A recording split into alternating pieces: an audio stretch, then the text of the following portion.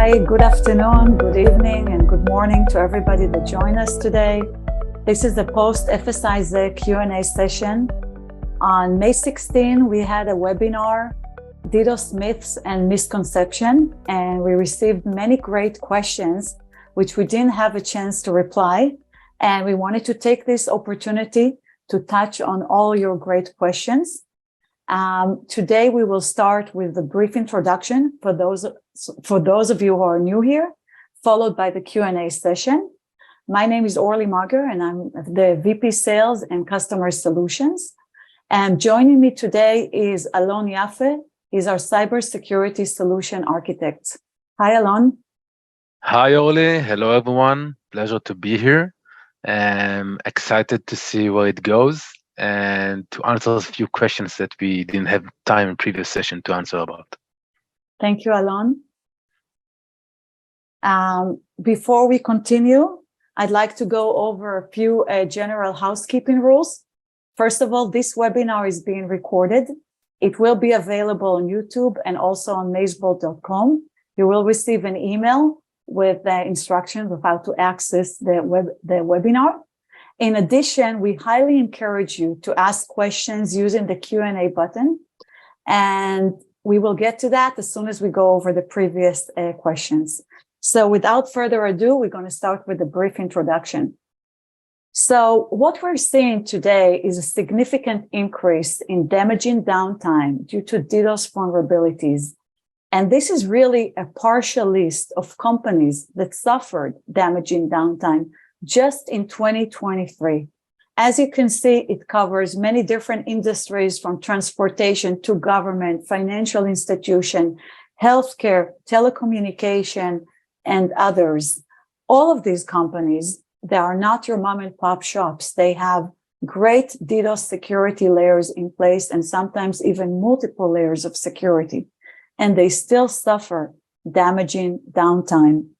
And this is why we see that every organization with critical online services is really at the high risk of damaging DDoS downtime. Actually, this slide, even just in the last couple of days, that there has been an attack on Microsoft Outlook. So we can't even update these slides fast enough. So why is DDoS protection so vulnerable? The technology is there. It has been there for over 20 years. So why is it so vulnerable? Because of misconfiguration of mitigation solutions. And that leads to significant vulnerabilities, which leads to damaging downtime. The issue is that in order to identify vulnerabilities, it requires hundreds of hours of monthly downtime to online services. Because a DDoS test is actually a test that will bring you down. So it's impossible, it was impossible to correctly configure without the knowledge of where are the vulnerabilities. What attack vectors are you vulnerable to? Which means that pretty much all mitigation solutions leave companies vulnerable to successful DDoS attacks. Now, here at MazeBolt, we conduct over 100,000 hours of annual DDoS testing. And our customers, which are enterprises, use top-of-the-line mitigation solutions like Radware, Cloudflare, Arbor, Akamai. These are great technologies that cost our customers quite a bit, anywhere from $200K to over $3 million in some cases when you have a large network. But what we see is an average of very close to 40% vulnerabilities across the board. And this is not a good equation, especially not in the current landscape when every other day, Anonymous Sudan, Killnet, or No Name is attacking organizations, and they are persistent. They will not let go, and they're also asking for ransom. So this is where actually MazeBolt, I want to give you a bit of a background. Actually, originally, when we were founded back in 2013, we were a managed service provider. We conducted DDoS testing, red team testing. But what we've seen that our customers, top enterprise, even though we provided information about vulnerabilities, they were still going down to DDoS, because the issue was that we can only test very few critical services and very few attack vectors. And what does it mean regarding the rest of the network? What does it mean regarding all the rest of the attack vectors? So we realized that this is not the solution. Red team testing cannot give you the information that you need. And back in 2017, we started to develop Radar. And the critical breakthrough was actually when we had a patent for non-disruptive DDoS testing. And that was back in 2019. And we completed beta testing. And after 65,000 hours of R&D, man hours, we rolled out a Radar in 2021. And now Radar testing is available to top enterprises worldwide. We have a very impressive advisory board team from the ex-CTO of Imperva, the former general counselor of the USA NSA, the head of ICIT, and the Israeli government. So now with Radar, it's really possible to identify and eliminate all vulnerabilities. And this is a critical breakthrough, because now we can really understand and conduct continuous testing of the DDoS attack surface. Now, let me tell you about how we do that. So first of all, we map the entire attack surface. Second, we test in a non-disruptive manner. And the way we do it is that we simulate DDoS attacks that will trigger the mitigation, but will not change the response rate of your critical services. So we do that for 150 different attack vectors, layer 3, 4, and 7. Once we identify all the vulnerabilities, we prioritize. This is a very key step in this whole cycle, because at that point, we find the key vulnerabilities that will affect the majority of your network. Just like a Pareto, you fix 20% of your vulnerabilities in order to have an impact in 80% of your network. Once we do that, we conduct a remediation session with the mitigation provider, would be Akamai, Radware, Imperva. During that session, the important thing is that we can immediately verify and make sure that the configuration was done correctly, because on the fly, we can run another DDoS test. So this is the validation piece, which is very important. And this is an ongoing testing. This is an ongoing, continuous, automated, non-disruptive DDoS testing. And this is a critical, major shift in DDoS security. So that was a brief introduction, because we have a lot of questions that were asked before. And I want to go over the questions and also encourage you again to ask questions in the Q&A. And once we go over the previous questions, we will discuss that. So the first question that I have here is, when you refer to a vulnerability, are you referring to an exploitable gap, something like exploitable software? Alon, can you answer that? So yeah, Oli. So, well, unlike CVEs, where a software developer, made a mistake that you must patch, DDoS vulnerabilities are not on the software level, but in the DDoS protections, or should I say, IT architecture. So it's important to understand that no vulnerabilities in DDoS protection means no damage in attacks, or should I say, no downtime to online services. So a DDoS vulnerability usually means a particular combination of DDoS attack vector plus IP or FQDN address and a service. For example, let's say I'm talking about Hulk Flood plus www.example.com on port 443. So I hope that answers this question. I think that's proper one. Great. Next one. So, The DDoS protection. I'm yep. sorry, I was going to read to you the question. The DDoS protection vendors continuously seek out and send out updates to zero-day type of attacks. So, yeah, good question. First, it's important to say that DDoS attacks in general don't really fall under a typical zero-day definition, simply because protocols that communicate on the internet have been standardized. So a completely brand new attacks rarely occur. Now, saying that, this is a complex and a good question. The answer is maybe in some cases. When you talk about DDoS protections, multiple protection models exist in each type of DDoS protection. For example, let's talk about two different types of DDoS protections. So I guess those are most familiar ones, the signature-based DDoS mitigation and the behavioral-based DDoS mitigation, right? So the signature-based requires the vendor that gives the product to perform a regular updates to their signature database, right? You get an update once, I don't know, once a week or once a month, sometimes once a quarter. And some vendors actually do that.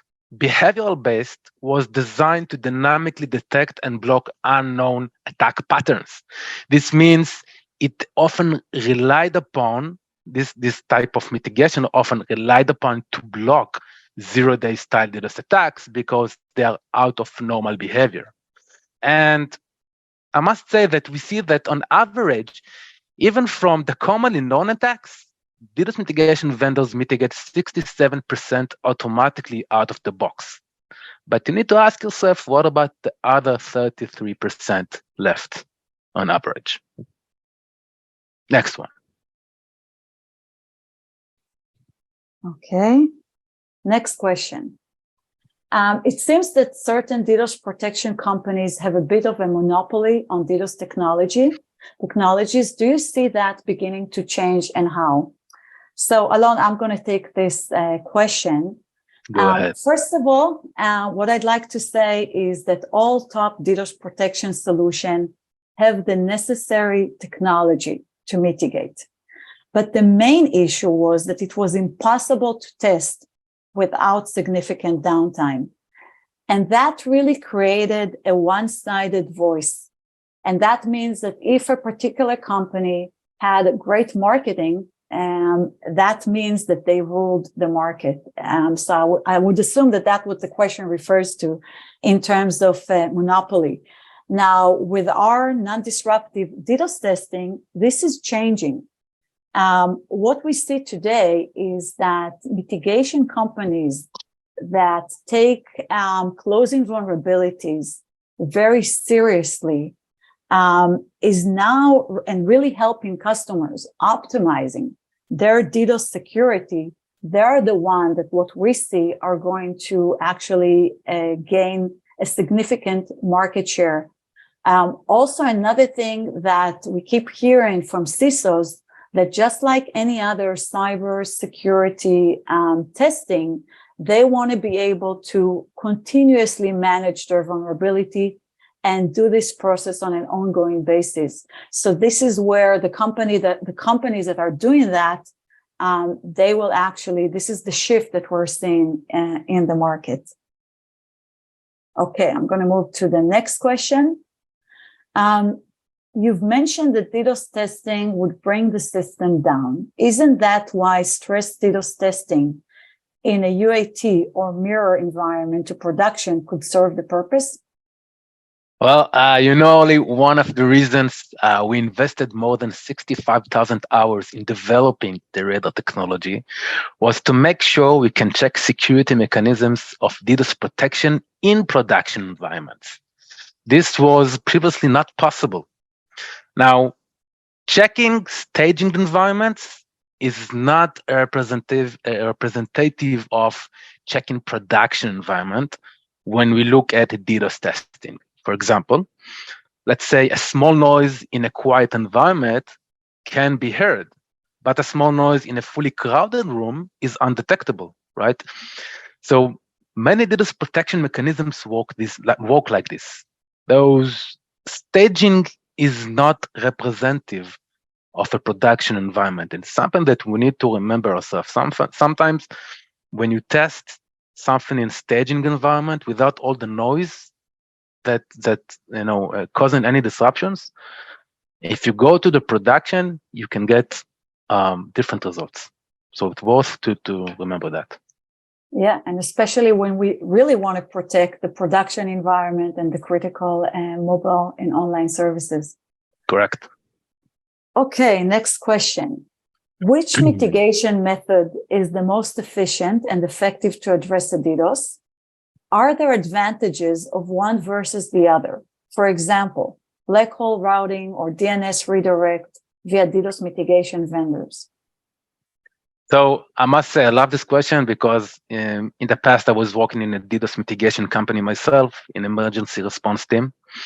So definitely, I would say a hybrid setup is always recommended. But at a minimum, we recommend using scribing centers and the CDN, plus a CDN, or even the advanced cloud packages. Now, let me just refer to that specific mitigation techniques that were mentioned. Black holing, we consider that as environment saving tool, right? Not a DDoS protection, since eventually it means all services will be unavailable. This is for sure only a last resort technique you should use, if at all. DNS redirects won't help because the attack will follow you. Even geo IP blocking will likely cause much more damage than it will stop the attack, simply because it will block legitimate traffic from those locations you are blocking. Unless, of course, you do not expect any legitimate traffic from that location. A good DDoS protection, and this is something you should consider, should be able to detect and mitigate attack traffic only while allowing legitimate traffic to flow. So black holing, DNS redirects, and geo blocking do not fall into that category. Thank you, Alon. What type of other malicious attacks have you seen along with DDoS attacks? I mean, using DDoS as a smokescreen. Well, I in general, guess we've seen a lot. Yeah, we've seen a lot here in MazeBolt, and I myself saw it in the past working in the DDoS mitigation world. In general, I can recommend making sure logging isn't bombarding your system during a DDoS attack. You can easily get in a situation where every packet or every detection will log another entry in your log file, and that cause a system performance cost, and making sure the attack cannot affect stateful appliances and is mitigated as upstream as possible from your application and server. Now, once a DDoS attack has penetrated your defenses, security understanding of what's happening in your environment becomes extremely complex or even impractical during such an attack. So we should remember that.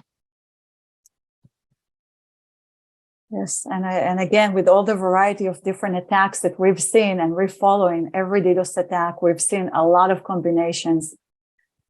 Correct.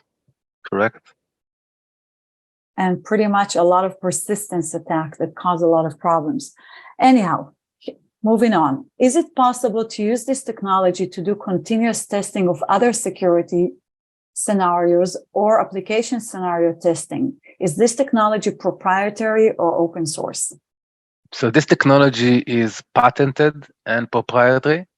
While we are focusing on DDoS, most of our customers use our technology to also validate their web application firewalls protections that they rely on to mitigate certain sophisticated layer 7 based DDoS attacks, such as sophisticated HTTPS floods and stuff like that.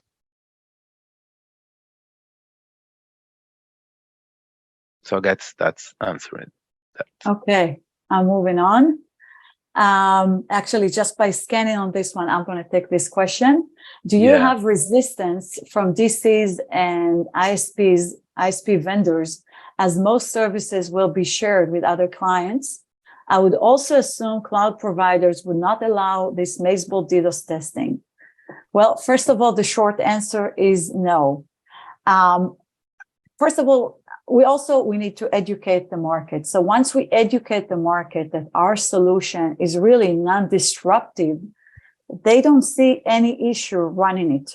Of course, we may do a trial at first just to prove that, but very, very quickly they see that it is truly not necessary, and we can run it in a non-disruptive manner, and there's no resistance. Currently today, we are in GCP. We are GCP Marketplace. We are also available in AWS. And later this year, we're going to be available in Azure. So I think the cloud providers and the ISPs are actually welcoming us. They understand that at the end of the day, what's important is the security of their customers. Because once customers are under attack, and sometimes it could be a week-long attack that every hour there is an attack, and those are persistent attacks, the heat is on them to provide the security and stop the attack. So anything that can happen proactively before an attack has happened is really welcome in this market. I must also share that from our professional services team that we actually see that once a DDoS mitigation or ISP vendor or data center vendor starts to work with Radar and using our technology to benefit their customers, they simply get in love with it because that reduces all the noises they get from the DDoS attacks. They can provide a better services to their customers. At the end of the day, it's a win-win situation. I agree. And I think especially a lot of you will also agree that once you're under a DDoS attack, CISOs actually told us that they slept in the office. So anything that can prevent this situation is welcome.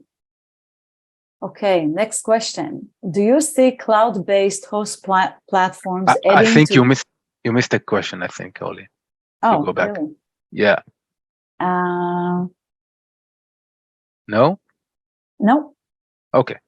My bad. We talked about the resistance. Anyhow, next. Do you see cloud-based host platforms adding to DDoS attacks because they're larger and widely distributed? Or do they not add to DDoS attacks because they're better secured, in your opinion? So there have been instances where clouds have been exploited to become part of DDoS attacks, though cloud providers are quite quick in identifying and shutting down such bots. Now, in terms of protections in the cloud and the cloud itself, and the cloud has the same issues as traditional data centers, right? They are also out-of-the-box solutions, and in some cases are also vulnerable in terms of security, and sometimes can be more complex to configure in large-scale cloud environments. Now, we see cloud providers continuously adding more and more DDoS mitigation capabilities and features. Recently, Microsoft added additional DDoS mitigation capabilities to Sentinel, which is a SIEM solution.